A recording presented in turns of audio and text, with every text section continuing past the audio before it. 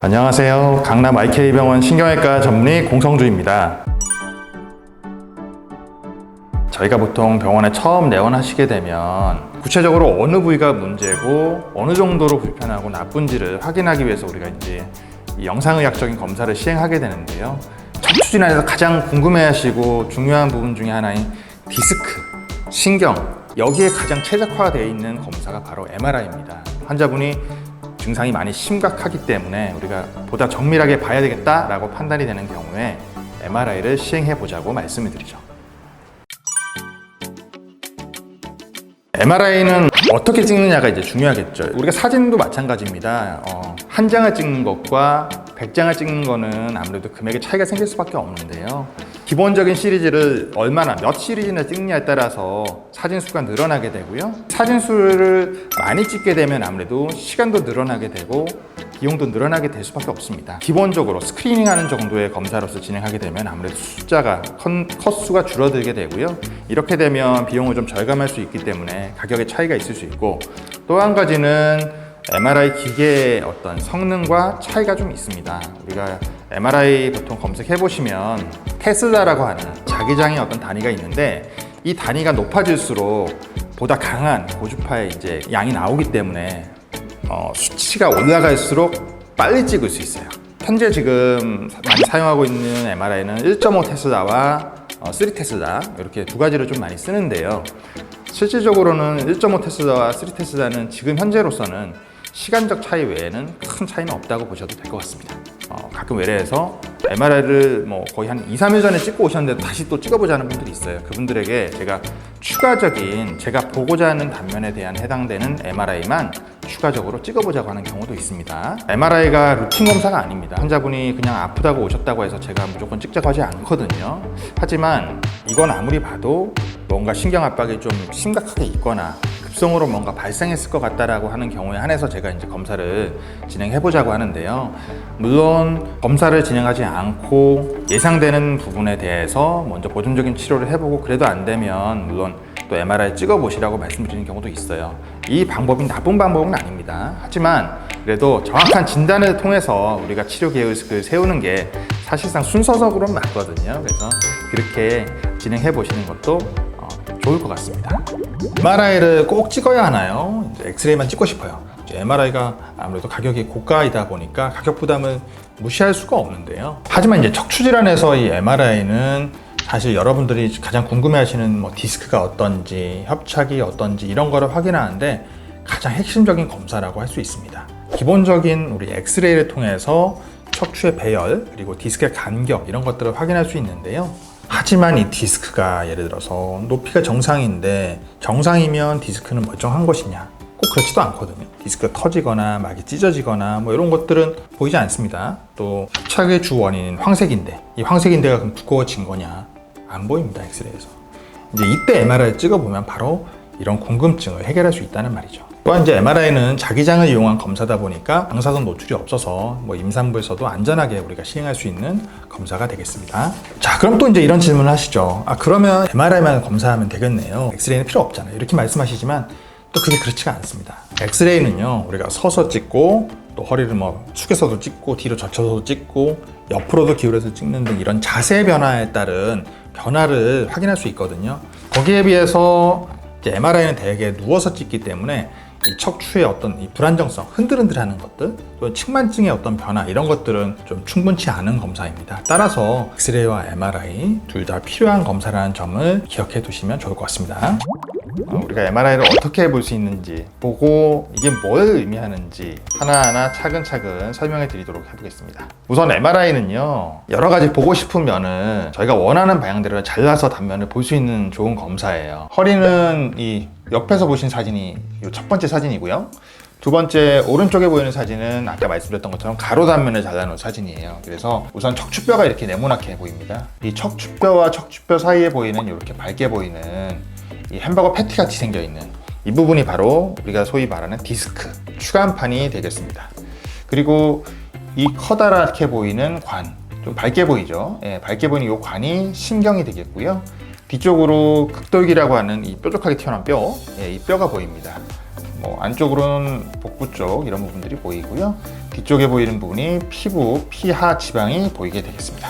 이제 오른쪽 사진이 중요한데요. 오른쪽 사진에서 보시면 여기 보이는 이 강낭콩 모양처럼 생겨 있는 이 동그란 판, 이 디스크의 단면이에요. 단면이고 이 안에 보면 좀 밝게 보이는 부분이 있을 거예요. 이렇게. 그래서 이 바깥쪽에 까맣게 보이는 부분은 섬유질을 가지고 있는 여러 겹의 단단한 실타래 같은 막이 되겠는데요. 이름이 이제 섬유륜이라고 말하고요. 그리고 안에 있는 이 밝은 부분을 수액, 소위 이제 우리가 젤리 같은 구조예요. 그래서 이게 이제 충격 흡수를 해주는 실제 기능을 하고요. 뒤쪽으로 보이는 이 동그란 관이 신경관인데 이제 바깥쪽에는 신경막, 경막이라고 말하는 얇은 막이 있고요. 그리고 안쪽에 이 뇌척수액이라고 하는 물이 들어 있습니다. 물이 들어 있고 이 뒤쪽에 보이는 까맣게 보이는 점, 이게 이제 신경 다발의 단면이 되겠습니다. MRI 시리즈 중에서 조금 특별한 MRI가 있습니다. 협착증이 있는 환자에게서 우리가 신경줄기 MRI라고 하는 자기공명 척수조영술이라고 하는 MRI가 있는데요. 이 MRI는 과거에는 CT를 이용해서, MRI가 없던 시절에는요, CT를 통해서 우리가 이제 검사를 척추 신경을 받는데 이제는 MRI가 이제 이 기능을 대신 할 수 있게 됐어요. 그래서 조영제를 사용하지 않고 조영술의 결과를 직접 볼 수 있습니다. 척수와 신경 가지의 실제 압박이 얼마나 심한지를 평가해 보기 위해서 추가적으로 해보는 검사가 되겠습니다. 이 사진은 이제 협착증이 심한 이제 60대 여성 환자분의 사진인데요. 보시는 것처럼 신경 길이 이렇게 많이 좁아지셔서 있는 협착증이 있는 환자분이셨어요. 신경 줄기가 이렇게 쭉 그냥 끝까지 쭉 내려가야 돼요. 내려가야 되는데 여기 보시는 것처럼 이제 신경 압박이 있는 부위는 이렇게 신경이 마치 끊어진 것처럼 보이기도 하고 좁아져 있는 것처럼 보이기도 합니다. 이런 부분들을 보고 우리가 실제 신경 압박이 정말 굉장히 심하구나, 우리가 수술을 하는 데 있어서 결정할 수 있는 요인 중에 하나가 되겠습니다. 건강한 부분의 디스크와 그리고 퇴행성미라가 있는 디스크의 색깔이 어떻게 다른지 한번 보시죠. 정상적으로는 여기 보이시는 것처럼 이렇게 디스크가 좀 밝게 보이죠. 젊은 분이기 때문에 이렇게 밝게 보입니다. 밝게 보이는데 이 마디 보세요. 여기가 이제 요추 4번 마디와 5번 마디가 되겠습니다. 그 사이에 있는 이 디스크 색깔이 좀 다르죠. 좀 어두컴컴하게 보이는데요. 실제 가로 단면 사진을 통해서 봐도 이렇게 정상적인 디스크는 안에 보셨던 것처럼 수액이 밝게 보여요. D2에서는요. 근데 이 4, 5번에 내려가 보면 이렇게 까맣게 바뀌어 있습니다. 이건 왜 그러냐면요, 디스크 내부에 있는 수액이 쉽게 얘기하면 탈수가 되는 겁니다. 퇴행성 변화가 오면 이 막 바깥쪽에 있는 섬유륜이 찢어지기도 하고 손상이 되기도 하는데 이제 이러다 보면 안에 있는 내용물들이 탈수가 일어나요. 그러면 탈수라고 하는 거는 부피가 쪼그라들잖아요. 그래서 디스크가 실제로 이렇게 퇴행성 변화가 오고 나면 부피가 줄어들기 때문에 디스크의 높이가 장기적으로는 낮아집니다. 그래서 어르신들 보면 키가 5cm 줄었네 이런 얘기 많이 하시잖아요. 이제 그런 것들이 디스크가 다분절에 거쳐서 퇴행성 변화가 쭉 오면 실제 내려앉기 때문에 각각 몇 밀리씩 줄어든다 하더라도 척추 아까 보셨죠? 경추, 흉추, 요추, 요거 개수만 세봐도 키가 충분히 줄어들 수가 있습니다. 아무래도 요추는 굉장히 많은 내용들이 나와 있긴 하지만 또 경추라고 하는 목에 대한 부분도 자료가 좀 필요할 것 같아요. 자, 우선 MRI를 우리가 찍게 되면 요추도 비슷하지만 일단 세로로 자른 사진들 그리고 또 가로로 자른 사진들, 이 두 사진의 조합을 통해서 저희가 표준 MRI를 진행을 하고요. 또 T1 강조 영상 그리고 T2 강조 영상 이렇게 나눠집니다. 그래서 어떤 부분들을 더 잘 보이게 하는지에 따라서 사진 색깔이 조금 다르죠. 지금 보시는 이 MRI는 T2 세지탈 세로 사진의 T2 강조 영상 사진이고요. 그리고 오른쪽에 보이는 사진은 T2 강조 영상의 가로 사진입니다. 가로 단면인데요. 여기 보이는 이 커다란 커다란 신경이 머리에서부터 시작해서 쭉 내려와서 꼬리뼈까지 연결이 되는데요. 이 신경이 지나가는 모습, 그리고 신경의 양쪽으로 지금 보이는 하얀 띠가 보이실 거예요. 이 뇌척수액이 들어있는 부분들이 이렇게 하얗게 보이는 거예요. 울퉁불퉁하지 않고 미끈하게 내려가는 것이 정상이라고 보시면 될 것 같아요. 이 밝은 색이 정상적인 디스크라고 보시면 될 것 같아요. 거기에 비해서 이 위쪽 부분에 있는 마디들은 디스크의 변성으로, 퇴행성 변화로 인해서 조금 딱딱한 덩어리가 된 겁니다. 자, 오른쪽에 있는 사진은요, 여기 보이는 이 단면이 디스크의 단면이라고 보시면 돼요. 자, 그리고 여기 보이는 진한 회색, 이 부분이 척수입니다. 신경이죠. 신경이고 나머지를 뇌척수액이 쭉 둘러싸면서 신경을 보호하고 있는 거예요. 양쪽으로 신경 가지가 나뭇가지처럼 하나씩 나가는데 얘도 역시 뇌척수액이 둘러싸고 있습니다. 그리고 뒤쪽으로 덮개뼈가 있고요. 그 뒤에 목 뒤를 둘러싸고 있는 근육들이 있는 거죠. 압박이 안 되면 이 신경관이 이렇게 잘 보이고 이 주변에 있는 뇌척수액이 둘러싸고 있는 공간도 넓게 잘 보입니다. 자, 이번에는 처음 보셨던 환자랑 조금 다른 케이스인데요. 보시는 것처럼 척수가 있고 양옆으로 앞쪽 뒤쪽으로 뇌척수액이 지나가는 길이라고 말씀을 드렸는데 이 길이 조금 이제 좀 좁아져 있는 모습을 확인하실 수 있어요. 그리고 여기 보이는 이 두 마디 디스크의 높이가 좀 낮습니다. 낮아져 있죠. 여기 경추 4, 5번 마디와 경추 5, 6번 마디에 이제 디스크가 문제가 좀 있는 환자의 케이스인데요. 정상적으로 보였던 이 신경관, 척수와 디스크의 부분들이 아래로 내려오면 원래 경계는 여기입니다. 이렇게 있던 자리인데 이만큼 디스크가 있는 거예요. 자, 한 칸 더 내려보니까 역시 뭐가 까만 덩어리가 보이시죠? 이렇게 있습니다. 요건 이제 디스크가 돌출됐다고 얘기를 해요. 돌출. 한 마디 아래 5, 6번도 보시죠? 여기도 역시 마찬가지 이렇게 있던 경계였는데 이 하얀 선이 갑자기 안 보이면서 까만 덩어리가 이제 많이 보일 거예요. 이렇게 디스크가 있는 겁니다. 디스크가 있고 여긴 좀 더 많죠.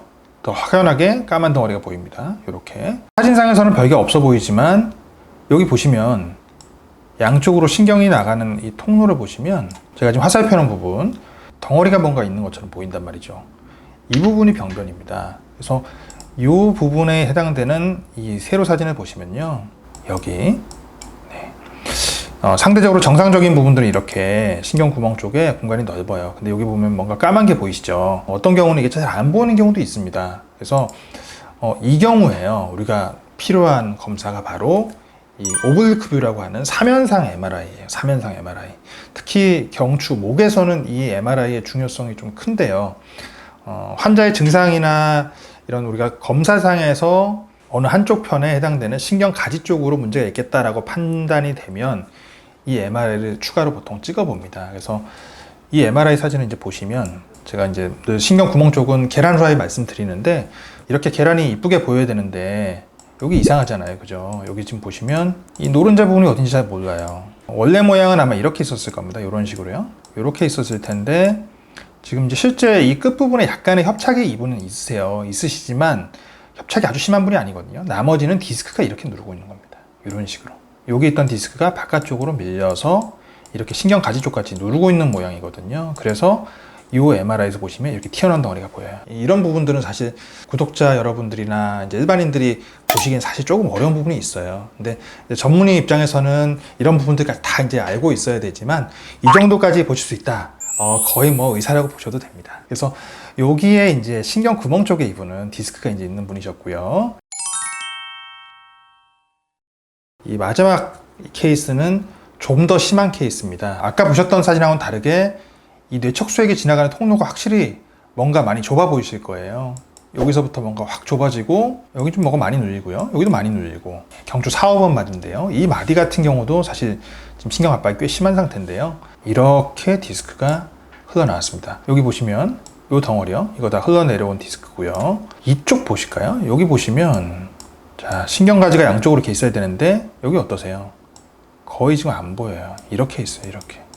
왼쪽 부분에 해당되는 신경가지가 거의 굉장히 눌려 있습니다. 많이 눌려 있는 상태고요.